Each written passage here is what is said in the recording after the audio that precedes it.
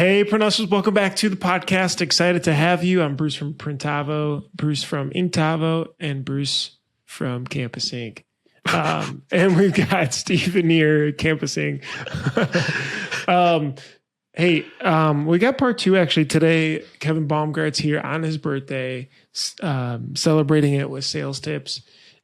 Really cool stuff. I think the biggest thing is just where should your sales team be at? Like long term, what should it look like? How should it function? How should it work? Those are some of the things that we dove into today. Excited to get into it. And Kevin's going to announce some at the end of the podcast that he's working on. True. Our industry. Hint, sales.ink. All right. Oh, gosh. All right. Go ahead, Steven, pick one. All right. Do you need a solution to improve efficiency and reduce costs in your art department? If you go to 1-900-HOT STUFF, there you'll find Graphic Source. Graphic Source offers industry-leading outsource options for your shop by truly becoming a part of your team. They plug and play with Printavo and other shop management software. So when it comes to SEPs, mockups, creative art, order management, embroidery, digitizing, back office admin, and customer service, there's no better company in our industry to work with. With over 30 years in the game, they really know and understand shop needs. Hit up Graphic Source for your art staffing needs. We've got 3 full-time graphics artists and back office admins. Use the Printavo pod for 50% off your first vector, SEP, or embroidery order. Next level, next stop, no. It's the next gen transfers from Supercolor. Supercolor has innovated its transfers, making them way easier to use. And here's why. They have worked with so many different heat presses at their facility here in California with one of their founders, a mad professor of heat transfers, to make it so much more flexible and easier to peel. So they know that you've got a lot more confidence when the transfers are easier to peel. When you've got more confidence, you can decorate faster, and that means you can make more money. So now, regardless of the type of equipment that you're using, Supercolor wants to make that experience super fast and super easy. Give their stuff a try. You can obviously get 15% off your first order. You know, the code Printavo15. Thanks, Supercolor. Bruce, you shouldn't spend all day cleaning dirty screens because you got a heat press behind you now. I see that. Easyway's line of environmentally conscious chemicals will get the job done faster, more efficiently, and will cost you a fraction of the cost per screen. At Campus Ink, we use 701 and 842. These are Campus Ink's favorite Easyway chemicals, and they're environmentally friendly. So if you value a company to help with how-tos, best practices, and questions, Easyway is there. Give it a go. They are the easiest way. Thanks so much, Easyway team. Steven, who's your daddy? I heard that he doesn't like pepperoni pizza. So not multicraft_daddy with now featuring 725 followers. Oh, if you haven't heard of multicraft_daddy, you need to go follow him right now, because if you need ink supplies or a daddy, their screen printing and digital supplies for over 50 years has been providing you with top brands at competitive prices. If you mention the Printavo pod, we have a little bit of a new special. Our number one fan, Multicraft Daddy, heard that we wanted to give away some supplies, and he answered. We're sweetening it up. Dave and PMI Tape are giving away 1 free case per episode of PMI split tape, and it's daddy branded. This is for new customers only. To win, DM and follow Dave, subscribe to the podcast, follow PMI Tape, leave a nice comment, tell Dave how much you love him, and he'll pick out a new winner each week. Thanks so much, Dave. We appreciate you. Let's jump on in. We're back. What's up? Hey guys. All right, part 2. We could just dive right in unless there's anything else of note to mention. Last episode, if you didn't watch it, watch part 1 first. I think it'd be better than to just jump into this. This is part 2 with none other than Coach Kev, your one and only surf coach / sales coach. Kevin, if you didn't listen, this is the first one, does a ton of consulting for a lot of different shops, specifically on sales. So whether you have no sales reps and you're trying to dive in to doing that, or you have 10 and you're trying to really streamline and create a good process or hire a manager or a VP, he's been helping a ton of shops do that. Pretty cool niche, actually. Anyway. Kevin, it's your birthday. Oh, shoot. It is. Oh, It is my birthday. Happy birthday. And when I woke up, I was like, man, I would want none other than to talk to you two on this pod. 30 looks great on you. At 5 or 6, whatever time zone. Yeah, right. At 5 in the evening. Yeah. No, Dude, I'm happy birthday. I totally again. forgot. Thanks for saying that, Farag. Do you guys enjoy your birthdays? I think after 30, they're like, okay. Chrisette loves it, so she'll like want to do like more special stuff. For me, it's like, yeah, same. Like my wife really enjoys when it's my birthday and like doing things, and it's like I don't really care, but yeah it's I would rather not celebrate it, I guess. We'll record this. So yeah, glad this is recording so she can hear it. Hi. Yeah, does Allison listen to the Print Hustlers podcast? All right. So last time we got into a bunch of different stuff, custom drop off, sales commissions, quote and hoping, myths of a CRM. Those are a couple of the summary ones. We've got a bunch more to dive into. I actually just emailed you guys. The ones that are not starred are the ones we should cover, unless there's other ones. So where do we want to start? I'm going to start with know your niche, know your niche. Steven makes fun of how I say niche. Know your niche, and or selling via like peer influence. So most shops that I talk to have like their niche that they're really good at. They know their markets. Like for Dylan at Upstate, it's comics. For Justin at Oklahoma Shirt Company, it's churches, right? Eric at Night Owls, it's bands. Like everyone has one of their markets that they really sell into heavily, right? And everyone that's listening is probably thinking about like their core market, who they're really good at, what they're good at selling into from a target perspective. So my sales hack here is exploit that. Like really push that you are the provider of printed custom apparel for that specific industry in your geography. So it can be packaged in a few ways. One, we got to start with testimonials. So we got to ask for testimonials and feedback. I know a lot of shops do a good job with asking for Google reviews. That's really a testimonial. You can repackage Google reviews as a testimonial, or ask for someone to provide 2 sentences on why they like working with you and make it easy on them. Give them a couple examples. Like you could use this, you could say this. So collecting testimonials is one, because you can use them in a lot of different ways. You can use them in proposals. You can use them in prospecting. You can use them to, just gain clout in the industry that they're in. The second way to package this, you'll like this one, Steven, the show me, you know me. We should make a shirt with that. Show me, you know me. You know me. So use this peer influence to say something like, especially when we're going outbound and prospecting, I hear a ton of shops targeting breweries. So say something like, I talk to taproom managers literally every day, and my sole goal is focusing on helping them make retail merch as seamless as possible. And I want to see if we might be able to do the same for you. Can we set aside some time to talk about that? So show me, you know me. Show me that you know my role, what I do, what I deal with, and how I manage my day to day. It could be, I work with the vast majority of the larger construction companies in plug-in your city, and we know what you all care about in trying to find really durable goods and uniforms that last a long time, that you don't have to keep ordering, and making the ordering process really easy and streamlined. Can we talk about what you're doing today and see if I might be able to help you as well? So using peer influence, especially from an outbound perspective, show me, my business, what I do, what I care about, and what's important. Steven, did you do that in the Greek? I feel like you naturally maybe did this in the Greek space without knowing it. Yeah, when we started working with the national fraternities, we had a couple under our belt, and literally my emails would then be like, this is what we do. This is what we're great at. I've spent countless hours with them, making this great. Can we do this for you? Kind of like, give me a shot. Let me actually show you what's up. Bruce, you do this too. I mean, you're in hundreds of shops doing tours, and that's how you build credibility to say like, oh, like, they can do that for me, right? It's the same thing, I think, right? Yeah.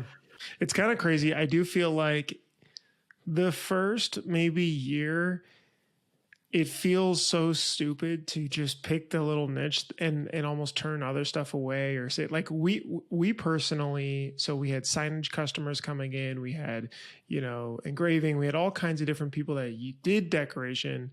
of some sort of substrate.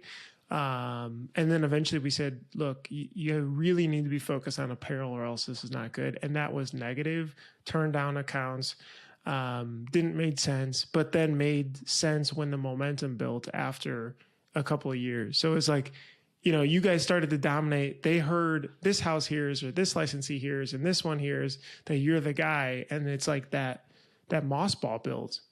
So Kevin, okay, there's a lot of shops out there that say, well, we print for everyone, right? But you don't necessarily have to market to everyone, I think is what you're getting at, right? Totally. And even those shops that would say we print for everyone, I bet they do have one or two industries or markets that they play better in, that are larger deals with more profit, that they would want more business of.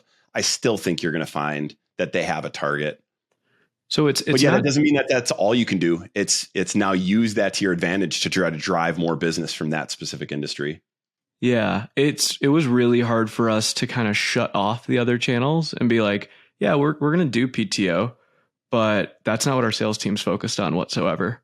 There was kind of a point where like I had to say, no, we're not going to market to that. And people be like, but what about it? What about it? What about it? And you almost have to be like stubborn about it a little bit, I feel like. Yeah, but I don't think a lot of shops are in that situation, right? Like they're not in the situation where they're so niche focused as you are that they're turning stuff down.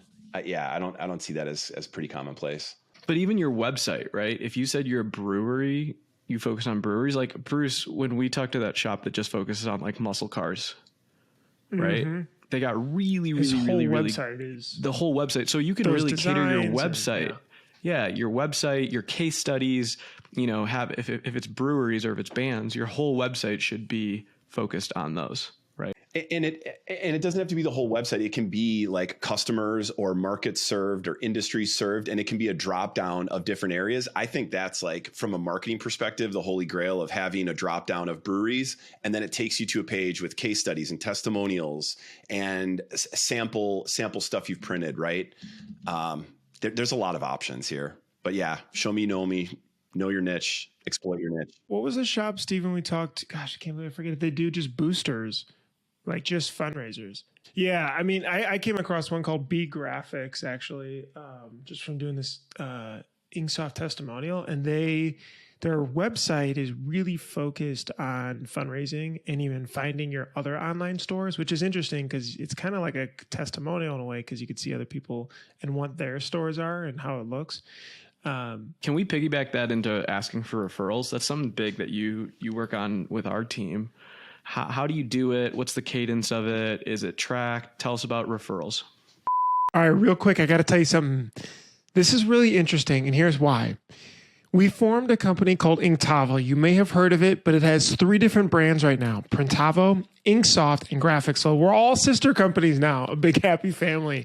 What we're able to do is Printavo's managing your shop management and workflow organization. Inksoft can run your website and handle online stores at scale. So running multiple different stores for fundraisers, schools, company stores, and everything in between. And Graphics Flow is a brand new product to be able to help reduce all the back and forth with art. So it has a huge art library that you can put on your website so customers can see and pluck what they want. Plus, you can also be able to collect different ideas and send them to customers to approve as well. Really, really cool. Plus, in-app editing. It's like Canva, but specifically for shops. All right, check it out. All those brands are on Printavo.com. That's Printavo.com. All right, thanks. Yeah, let's talk about timing first. It's like that's often what I get asked, like when should we ask for it? In my opinion, it's like always. It's like early, often, when you perform well, when they have shirts in hand, when you hit a deadline, when you agree to discount and negotiate on price. It's like any of those times are great times when they're happy. I think the best time is when they get merch and they're really excited about the end product. Like that's the time to strike, like the honeymoon phase of when they get shirts in hand. So I think timing is important, but it doesn't have to be one of those times. It can be any time to ask for referrals. So is that something you automate and you attach to a Zap that says, hey, we just finished your order. Do you know anyone that needs merch? Or is that a personal like call? What does that look like?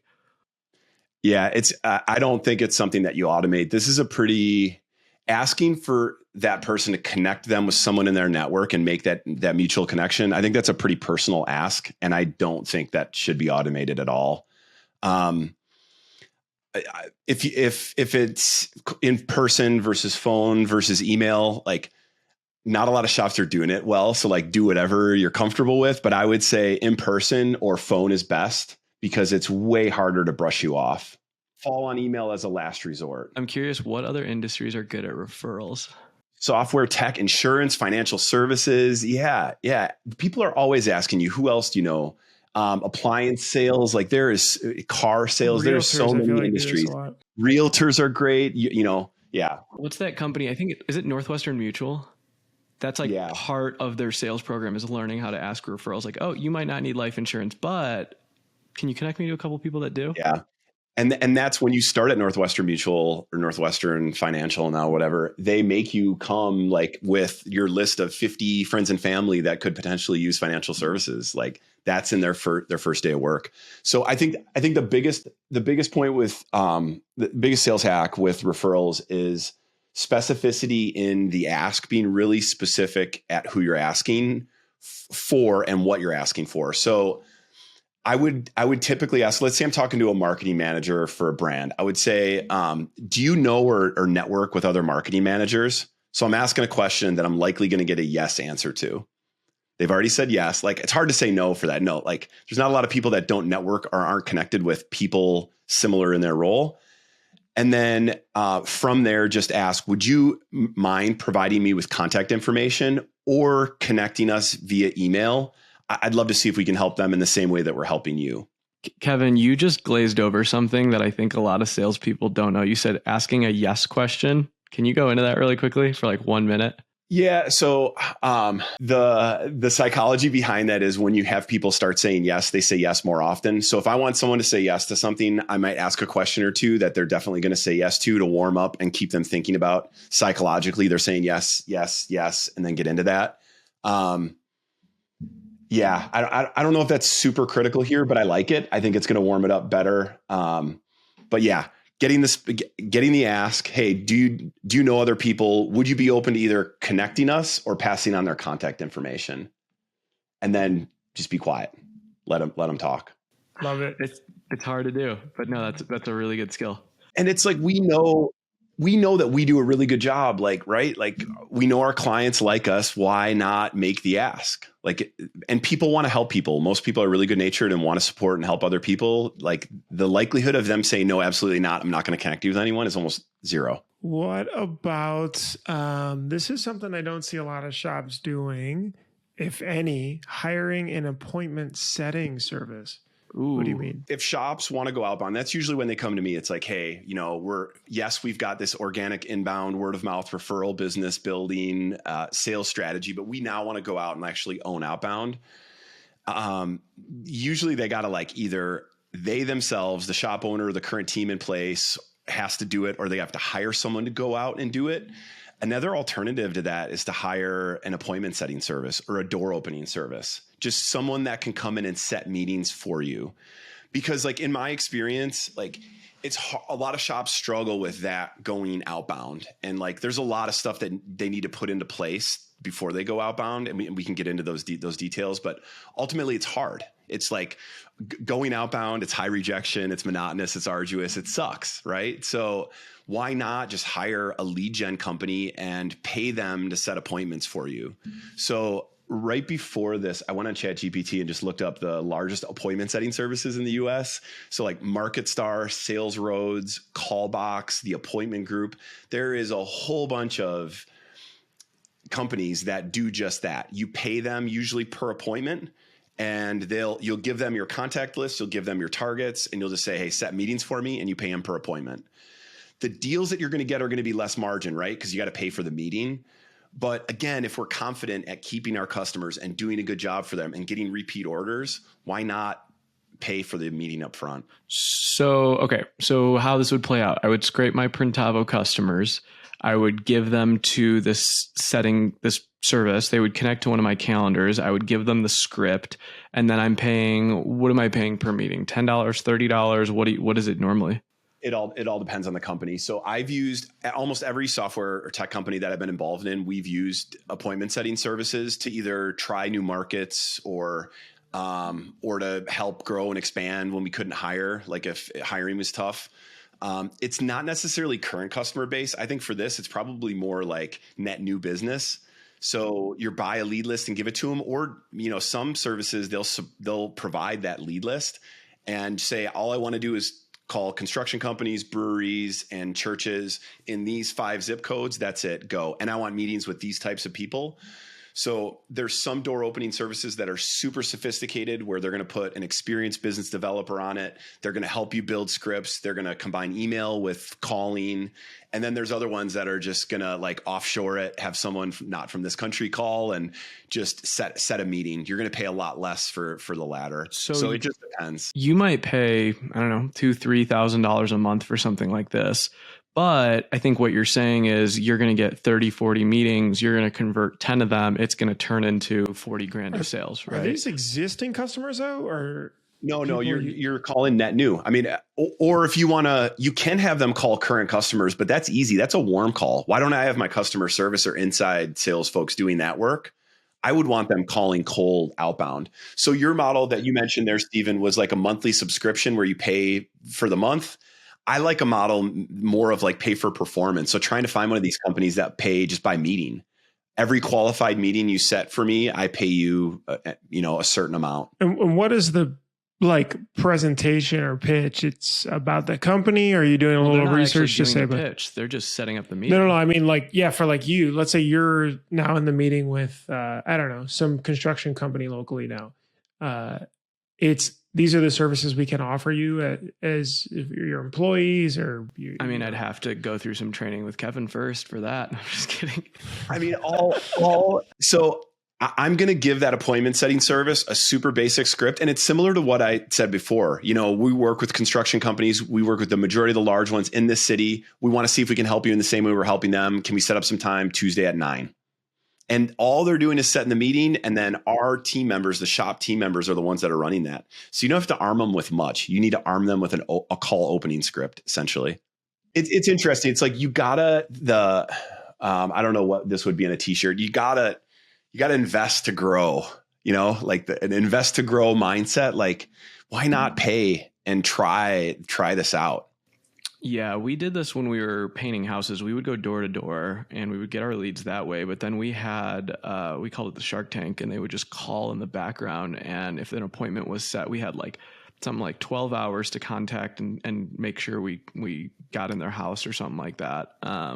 It would be also interesting if shops use this to grow a different segment of their business. So say you were big in screen printing and you wanted to get big in promo products, you could just have them call and say, I'm Steven from Campus Inc. and just want to let you know we now have promotional products and I'd like to teach you about that. Can we set up a time to meet with you on just promo?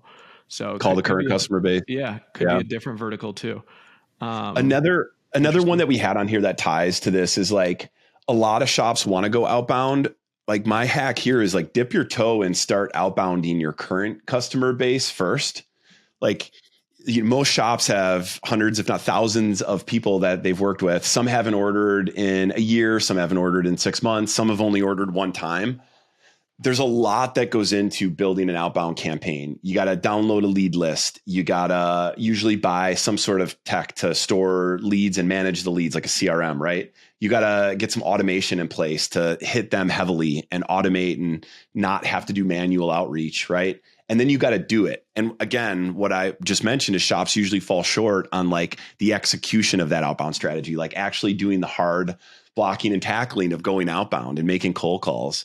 So if you want to do that, why not start with your current customer base, bucket them? Maybe it's people that ordered within the last 3 months, people that haven't ordered in 6 months, people that haven't ordered in a year, or they've only ordered once, and build some targeted campaigns to those folks. And it can be about other services that you provide. It can be about the length that it's been since they ordered. I've talked to a couple shops that have done this, like the 11-month mark of their order, they're getting notifications where they're reaching out. Hey, you ordered from us a year ago. Do you need to reorder? Right? Like building some campaigns to go more outbound with their current customer base before they go full blown and outbound. And what I'm hearing, Kevin, is trying to go outbound. There's something about high velocity, right? Like you can't just call 10 people a day. It needs to be like, 50 or 100 or something in order for the system to try and like for something to stick. Does that? Yeah, for sure. Like that, I've talked to way too many shops. They're like, yeah, we tried outbound. It just didn't work. And I ask them like, I'll dig deeper, and I find out that they sent like 2 or 3 targeted emails. It's like that's not going to result in anything, right? Like all the data now is showing that it takes like 12, 13, 14 touches for someone to remember your name, your company, and what you all do. Like that's a lot. And it can't just be a call, or it can't just be a couple emails. In my opinion, it should be a creative mix of calls, emails, LinkedIn, texts. Like a lot of data now is coming with cell phone data. Like there's no reason why we shouldn't be texting as well. So that creative mix of outreach with a lot of touches, multiple campaigns, right? It can't be just one little campaign if you want it to work. I think this relates to getting this done or implementing this along with other practices. But Stephen, you've got here making the sales org / team stick. Can you explain a little bit more about what you mean by that? Okay, so I definitely have struggled, and trying to transition a current employee from inbound to outbound is really hard. And then trying to get an employee to do some inbound, some outbound, basically turns into them just doing inbound because it's easier, right? It's easier. And so what we're learning how to do is build a true sales organization. And that means define roles with individuals that strictly do certain things. And that means to build out a true sales org might be a couple people. I think shops get stuck in building a sales org because they try to have one person do too much. I know, Kevin, you've met with a lot of shops. Can you talk a little bit about this? Yeah, it's like how to get a sales org structured, how to get it to stick. There's a lot of components that go into it. You mentioned roles and responsibilities. I think we talked about in part 1, like specialization. If someone's good at going out, finding that business, closing the deal, like let's have them do that all the time, not have them support customers, account manage, inside sales. So I do think the responsibility and specialization of those roles and responsibilities is critical. I usually find lack of process. Like there's no definition on like how an opportunity is ran from initial outreach or initial touch all the way through to close. Like what are the steps that we follow, or like what's our sales process? Shops have SOPs for everything, right? But when it comes to sales, there's nothing in place. So I do think having a defined process is one thing to like make it stick, or how to make that org sticky. Were you going to say something, Stephen? Yeah, I was going to say, so like if we could bucket some of those activities, right? So I think like bucket number 1 of sales activities is just prospecting, and outreach. Yep. And so, for us, one activity we have is just creating leads lists and then just sending initial contacts. And that's like one role, right? Then the next role would be more like actually meeting with clients and actually trying to close the order, if that makes sense, right? So you would call that what, an account executive or an account manager? An account executive that's going to take them from initial conversations through to close. So through to they said, yes, we got an order. So a sales development representative is that initial part, which is the grunt work. The account executive is doing the initial pitch once they get a lead, that's an opportunity. They're actually trying to work on it. And then once they're closed, then they're now to an account manager. Is that right? Yeah. That's usually how, in my opinion, the best way to structure this would be like an account manager, customer success manager. If anyone's interested in this, the book Predictable Revenue really structured this. And I was like a decade ago. It's been updated a little bit, but like that's the sales book. And if you ask most entrepreneurs, early stage, even tech, it's like Predictable Revenue was their book. It was my Bible when I was building sales orgs early. I still use that like pod structure of SDR, account executive, sales development rep, account executive, account manager. The Aaron Ross was one of the first VPs of sales at Salesforce.com. He's the one that coined this and built this. I just think the specialization of that works really, really well. And then if you think about sales process, that falls into those buckets. So a normal sales process is 5-6 stages: prospecting, discovery, solution overview, close, customer support, strengthening the relationship, whatever those buckets are. And the individual team members are taking those individual stages and running with all the tasks and activities and following the best practices of each stage in the sales process. Bruce, could you talk about Printavo early on and when did you like hire for those roles? Because I feel like you built it over time, maybe some parts too late, but like remember onboarding and. You know, I'm listening to this and it feels, you know, if you don't have a sales team or maybe you have one person, it feels overwhelming to have those three different parts. What we personally did and what made me feel more comfortable about it is creating an actual like model for a sales rep. So basically the goal was to say hiring the sales rep is a profitable exercise. Hiring this called sales development rep, you know, getting leads and setting appointments for work to do is a profitable process. For example, with that one, I looked at and basically said, right now, the AE has, let's call it 3 calls a day. All right. What if they could have 6 calls a day? Like, what does that potential revenue look like? And then when does that revenue pay for that person's job? And then from there, do we have a profitable, you know, year based on that person? So let's say, you know, 12 months. If we can get there and they're trained in the first 2 months and we can get there and they're profitable within the first 6, 8 months or so, and the rest is gravy, then shoot, I need to find someone to do this. We found a sweet spot of like 2 of these SDRs. And then from there, there's 3 to 4 account executives kind of running calls. But here's the tricky part I found is that if you didn't have the account executives who are running and doing quotes and trying to close the sales following up enough, you're actually losing a fair amount of business. And so there's this like weird balance of how much time they're supposed to be doing on new sales and how much time they're supposed to be doing on following up with existing work and older clients to close that work and pass it off to.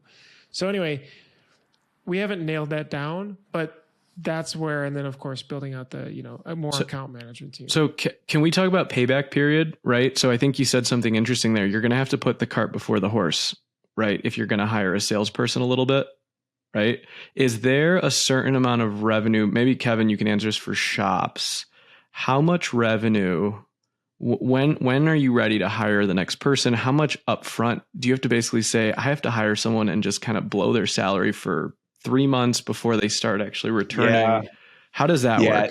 You have to invest in it. The good thing is these are revenue generating employees, right? And if they perform successfully, they're going to pay back not only what that cost was to get them ramped up and to be successful, but like that's why the most successful people are usually the highest paid individuals at a company are usually the best salespeople because they're driving that much opportunity and revenue generation and profitability within the business. So I don't know. For most shops, I'd say like 3 to 6 months probably of eating that base. We talked about compensation a little bit. Like it's important that they have a strong base where they feel comfortable, but the way that good salespeople make their money is through variable, through commission. So it's okay to make base for a little bit before they can get ramped up. Wait, that's actually a really great question though, Stephen, because it's hard to calculate that. So how would you look at that? Is it a year by year basis and you're like filling up a bucket and then the rest is gravy after X time? And you start over in January? Oh, you look at their salary and what they cost the business, right? In relation to what your overall revenue is, right? And so the easiest indicator we have is like, we look at headcount of sales generating people, revenue generating employees in our company. And then we look at what our total revenue is. And we just like divide that out to have like what our average revenue per person is, right? And that's kind of like our baseline. For us, you know, we want to see something like 10 times their salary is what they should be bringing in. And that's just like something that we kind of set up. In total sales. In total sales. Yeah. And so if they're if after their year, they're going to make, $70,000, $80,000, they should be bringing in $700,000 to $800,000 a year And that makes sense for our business, right? But you can't really start to figure that out unless you're willing to just run it a little bit.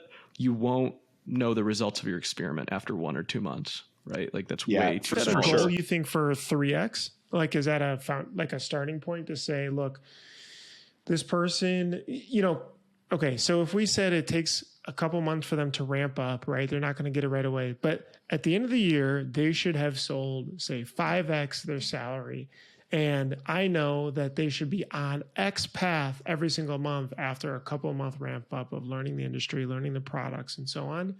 And that's how I will know if they're on track or if they're way behind or not. Do you think 5 is reasonable? Yeah, I mean, I look at that contribution margin that we talked about in our thing is like, how much are they bringing to cover the expenses of the business? If in month 1 they break themselves even, great. In month 2, okay, they doubled that, sweet. So like that's what I'm looking at is how much gross profit they brought into our company, and and then they know like what they're bringing to the table, right? When I'm doing this work for shops, usually we're backing into like what revenue number they'd want to add. Like by bringing on a salesperson, what revenue number do I think is attainable based on the revenue that I generate and based on what I think someone could generate? We're taking that number now and we're backing that into, all right, all the metrics and the KPIs that are important for sales. So with that revenue, what's your average job size? How many jobs would you need to quote? What's your close rate going to be for net new? How many meetings or net new people would you have to meet with to get that many deals? And then that drives into all the input KPIs, the calls, emails, texts, in-store, in-person visits, right? To drive all that funnel. So it's backing into that really. I like that. And obviously that you help them choose a reasonable, let's say you're at $500,000 in revenue. They want to hit $1 million in revenue. All right. So our delta is 500,000. We're hiring 1 rep, and then like you said, you break down the funnel, the sales funnel. What's the realistic time frame to get that person there? Yeah.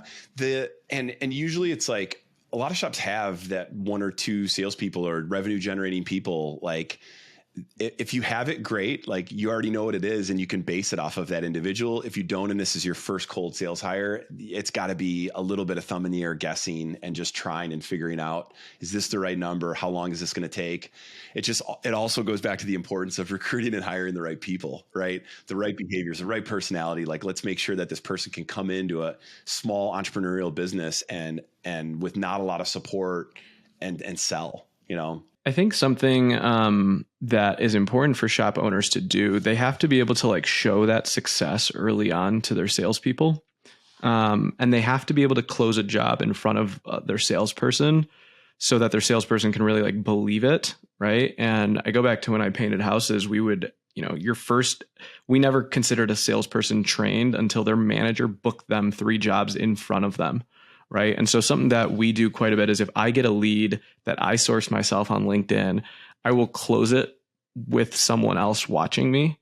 And I will actually hand the commission to them and be like, here's my gift to you. And like, I didn't do anything on it. I'm like, that's okay. You saw me do it. Now you go out and do it. Right. And I think shop owners, they just expect their salesperson to just like go out and do. You have to show them and almost like gift them. And then in return, they'll kind of respect you a little bit. I don't know. I think I love that. And most shop owners are their best salespeople, right? It's their business. Most entrepreneurs, CEOs, founders, it's like they're the best salesperson for their business because it's their business, right? But not a lot of them were trained in sales in general, or especially sales leadership. So now it's like, how can you support that salesperson? That's why I think like all the stuff that we're talking about, how to make a sales org stick with process and the right roles and responsibilities, and even tooling and technology, like different tech to help enable them, and giving them like a leader and a coach. Like this is a lot more than just let's buy some leads and sell. Like there's a lot that goes into the sales org and a successful sales org that we should be thinking about. Do we have anything else? I mean, I think, you Kevin, you texted us. Kevin, you're working on yesterday. And we didn't really, and I was like, wait, what? So yeah, cat's out of the bag. This kind of ties into everything that we were just talking about. I'm going to be announcing Sales.Inc. or Sales Inc. probably over the next month. Putting some of the finishing touches on the program right now. Essentially, what I want to build is like a sales support platform and coaching platform and community for shop salespeople specifically. So maybe like membership-based resources, coaching, support for the sales folks, not for shop owners, for the people that are in the trenches day-to-day selling on behalf of shops. Because like, as we've talked about, one thing that I've noticed is that shops have salespeople and sales teams, but often there's no sales leaders. It's often their shop owners that are supporting those folks. And maybe they're not fully supported. Maybe that's not fair. Maybe they aren't coached and trained and they don't have the resources of an actual sales leader, right? I just think back to in my career, all of the coaches and sales leaders that I've had, they had such a huge impact on my success that I don't know. I just want to build something to do the same for shop salespeople. So excited to informally / formally announce it today, but cat's out of the bag. If you go to sales.inc, damn, that's a good domain name. Where did you get that? These .inc domain names. If you go to if you go to sales.inc right now, it actually goes to your website, which is cool. It does. But I think what's cool is, you've kind of turned into that for our shop and a lot of other shops. And then my employees will always ask like, hey, can I set up a call with Kevin? And so it's kind of cool that you're taking the model, and going to roll it out. Do you know how many shops you're going to invite to it? I'll know within a month. Cool.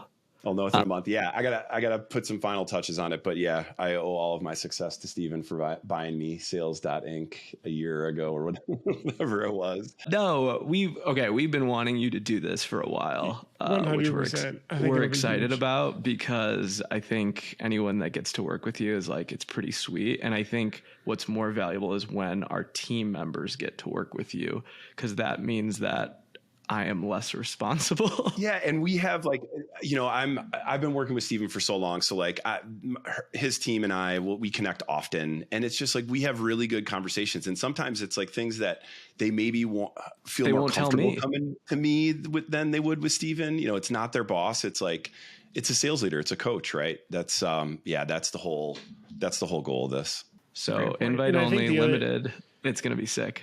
We started as well with you like way back, but mainly the reason was we didn't know what we didn't know. Like I felt like I was just tapped out with, hey, look, I don't know anymore that can potentially help with sales. And so this is how we got to the next level. So anyway, super excited to see what you come up with this. Obviously keep us posted so we could talk about it and click through it.